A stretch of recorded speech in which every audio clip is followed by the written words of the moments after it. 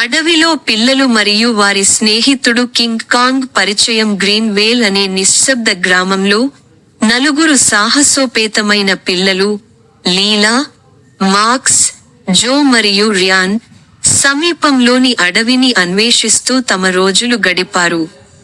మెరిసే ప్రవాహాలు, ఎత్తైన చెట్లు మరియు ఉల్లాసభరితమైన జంతువులతో నిండిన అడవి ఒక అద్భుత ప్రదేశం. కానీ అడవి యొక్క నిజమైన అద్భుతం దాని సంరక్షకుడు, కింగ్ కాంగ్, దయగల మరియు సున్నితమైన దిగ్గజం.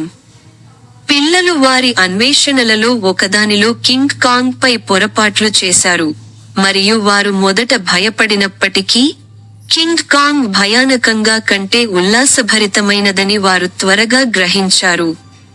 అప్పటి నుండి, పిల్లలు మరియు కింగ్ కాంగ్ మంచి స్నేహితులుగా మారారు. అడవుల్లో